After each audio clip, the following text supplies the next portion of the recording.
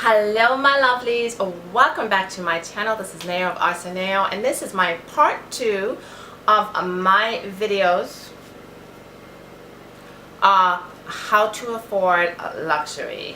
The first part 1, I'll link that down below. I did a clip on changing your mindset to help you afford luxury, and in the second part I'm going to be focusing on the financial aspects of how I for one choose to afford luxury. So if you'd like to know about this, and I know I'm focusing on luxury products, but really it could be how to afford anything in your life that you've wanted to have. So thank you. Watch on. So hi guys, I hope you are having a fabulous week. I hope everything is going really well for you guys this week, this month, this whole year. I hope you're just having a great time. Welcome back to my channel. I'm Neo of Ahhhsoneo. So good to have you back. If you're a long-time subscriber, thank you so much for being there. If you're new to this channel and haven't been here before, definitely subscribe. This is a channel where there's a little bit of luxury, a little bit of makeup, and hopefully a little bit of stuff that also inspires you. So if any of those 3 topics and stuff that you like to hear and see, then this is a place for you, so you definitely should hit that subscribe button. Let's get right into the topic. By now, I hope you've seen part 1 of my little video here on how to afford a luxury, how to afford the things that you want. Part 1 was all about changing your mindset and how changing the way you think about your life and the things that you want in your life is the first step really in how to afford luxury. So the second step, I'm going to be a little bit more in the nitty-gritty in the financials, and we'll kind of just give you an idea of the choices that I make and how I make those choices to be able to afford the things that I buy, basically. So I have it all written down on paper, so let's start there. Number 1 tip. I have 5 of them, although I think this one covers the rest. If you can do this one, the rest don't matter. So number 1, what is the most important tip that I feel no one talks about on how to afford luxury? Simple. Make more money. Make more money.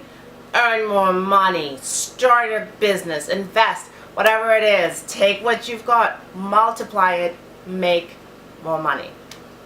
I know. And you're probably like, tramp please.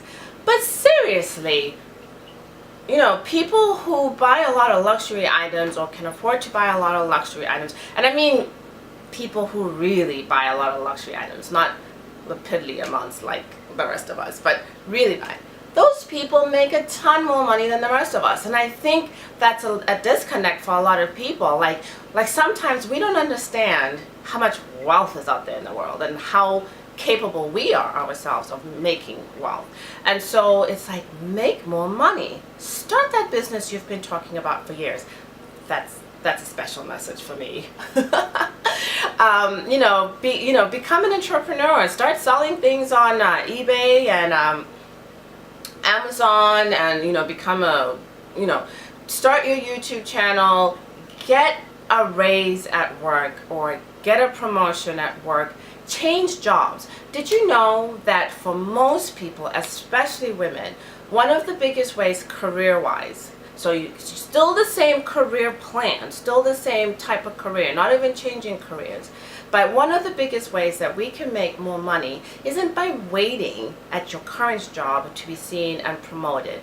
It's by getting the exact same job at a different firm, at a different place. So really figure out what it is for you in your life that you can do to make more money. And notice I'm not necessarily saying earn, because I feel like earn makes people just think about a job.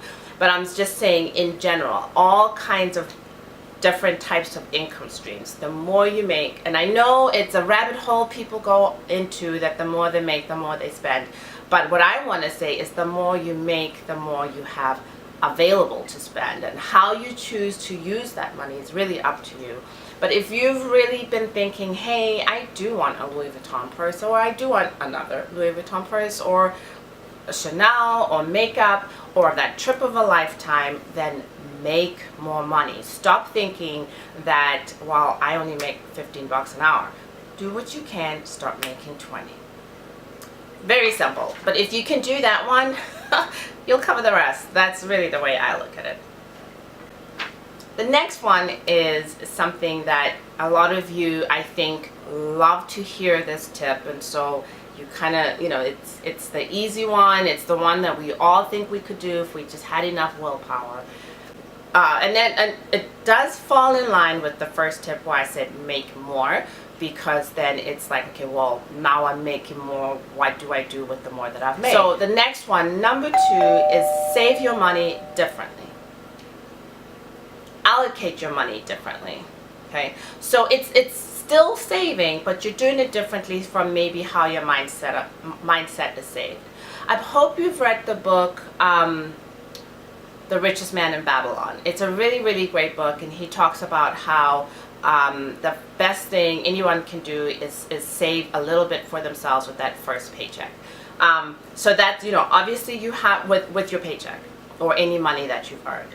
Obviously you've got to keep some away for you. You've got to keep some away for taxes and the rest. But you've got to keep some away for you. Personally, I keep some for myself. It goes into my retirement accounts, it goes into emergency savings accounts, etc. But I also keep some for me that goes specifically to luxury luxury purchases.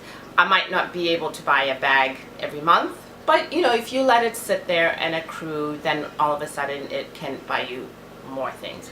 So how do I do it? One, it's automated savings. It comes right. The money never comes into my account. It automatically goes to my different savings account. And yes, I have more than one savings account because I have lots of little goals that I save for. So I have obviously my retirement accounts, and then I have my emergency savings accounts, and then I have what I call a Birkin fund. Not that I plan on buying a Birkin, but it's just money that sits in that account that I can use to purchase bags or anything like that. I also have a go home account, and this is really when I travel to go home is when I'm going to my country of origin to see my family. So I put money in there so that whenever I feel an urge to, or have an emergency and need to, you know, get on my 19-hour flight to Botswana, then I know I have the money there so that I can always make that trip. Yeah, I've had a lot of unfortunate situations where I had to make that trip within a 2-3 day notice, and so it's better that way, that there's always something there. But like I said, the money is automatically goes when you sign up for your paycheck, and they give you a little stub that says where do you want your money to go. I list out on there my various savings accounts, and it might be a small amount, a large amount, whatever it is, but the money's gone. It comes right off the top. I never see it in my actual paycheck, and so it's saved for those specific reasons. Okay, so that's automated savings. The other really tiny little thing that I do that helps me save my money towards buying luxury items, a new, and for you younger people, savings tool that I've been using, and I will link my referral link down below, is something called Digit. Digit, which sometimes infuriates me, but for the most part is excellent, guys. It's really, really excellent. Digit, you sign up for Digit, you attach your checking account to it, or whichever account you want the money to come out of to it, and for the first 2 to 3 weeks, Digit just kind of monitors your spending patterns. They don't really take out that much. They just monitor your spending patterns. Once they kind of figure out how you spend money, you set it up, you set up in the app Digit your goals. So I have in there an emergency fund goal, and then I have a travel fund goal. You set up how much you're trying to save, and you set up when you'd like to save this money by.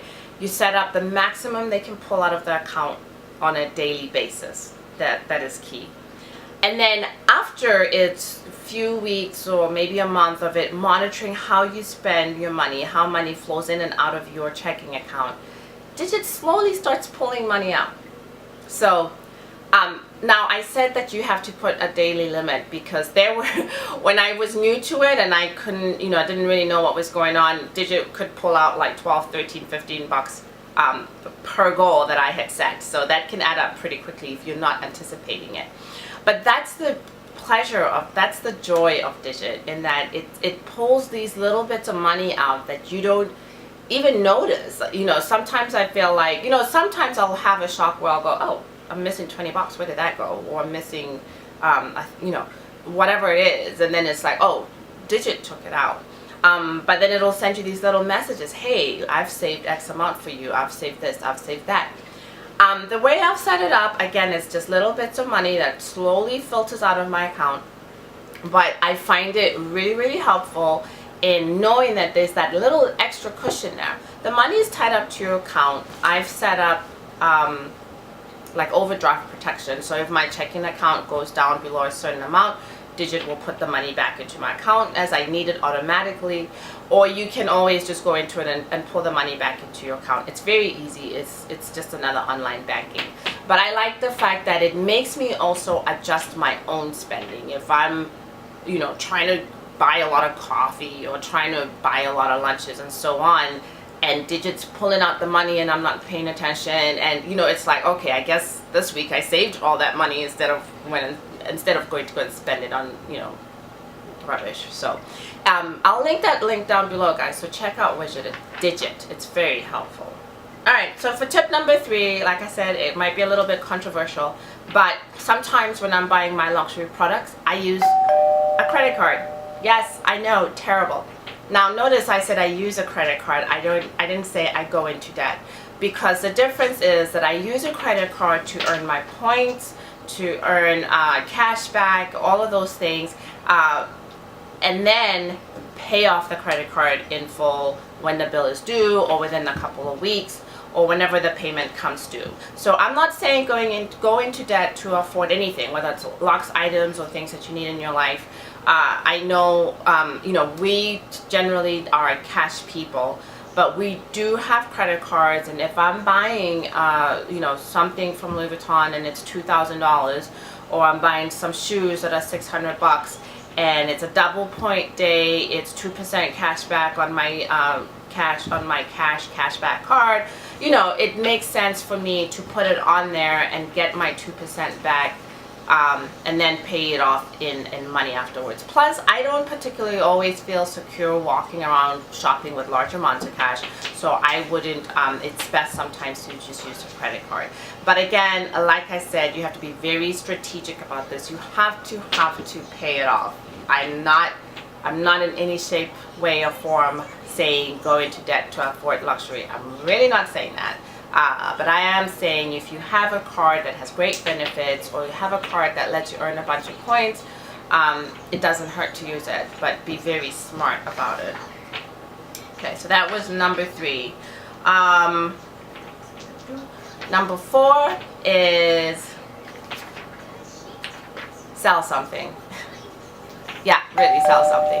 And I'm saying not just sell something to afford something new, because you don't want to get stuck in the cycle of selling, buying, selling, buying, selling, buying. But I will sometimes sell things because I believe in what's called the law of vacuum. So money is energy, guys, and money comes and goes, and it's all energies. What is it that we know about energy?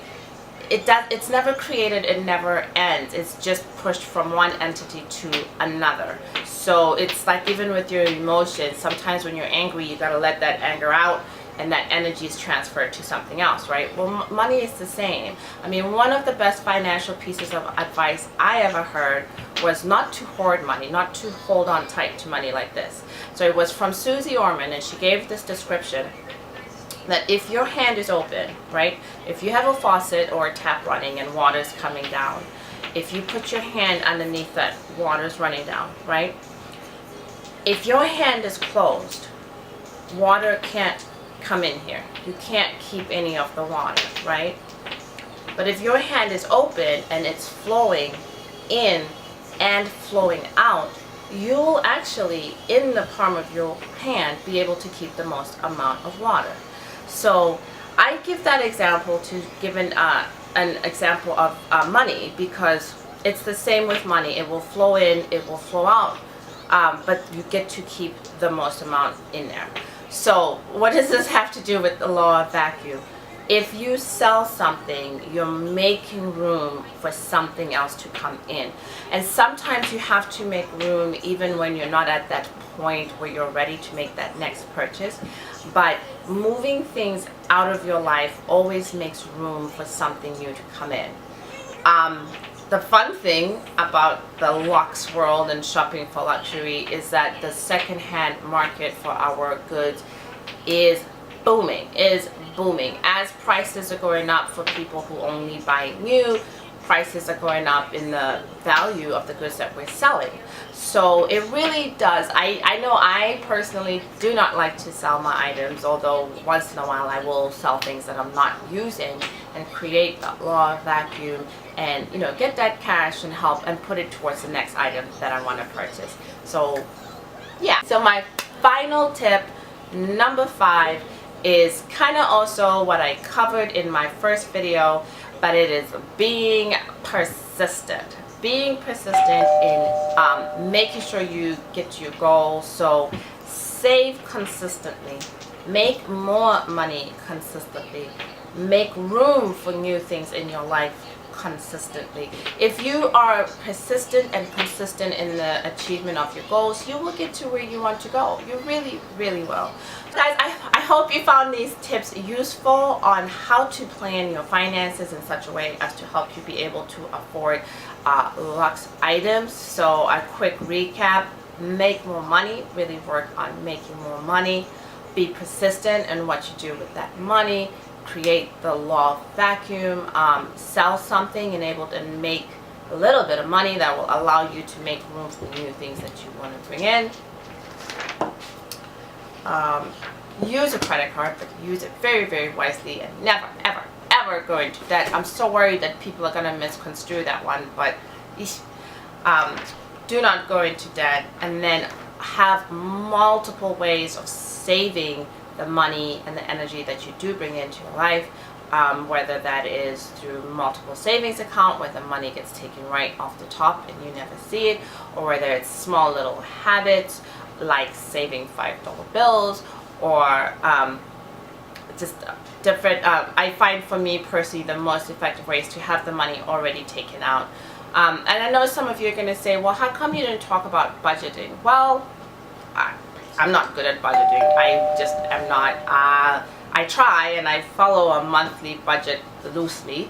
But I find by taking a lot of thought out of these things for me, by making them automated, by using the Digit app and so on, where I don't have to think about it, then it's easier for me to manage my finances. So I already know what needs to be paid every month. I know what amount of money is left over at the end of the month that I can play with. And so if I get everything taken out in advance, my bills, my money for my daughter, my savings, my investments, if everything else is taken out in advance, then that leaves me money that I can play with loosely. And so that's why for me, I'm not one of those people who's like, oh, you got to do your budget and do this and do that. If it's automated and I don't have to think about it every month, then it's just easier for me that way. So alright guys, so I hope you found this video a little helpful. I just wanted to discuss some new tips and some new ways of people thinking about how to afford luxe items, how to afford luxe items and start your luxury collection that you've been discussing. Please make sure you watch my first video if you haven't already. I think that one was really more about changing your mindset to be one of those people who's like, hey, I can afford that, right? Because I don't know, I think I get really tired sometimes of always hearing the I'm broke story or I can't afford this story and all of that. So I just want to encourage people to really just start thinking about things differently.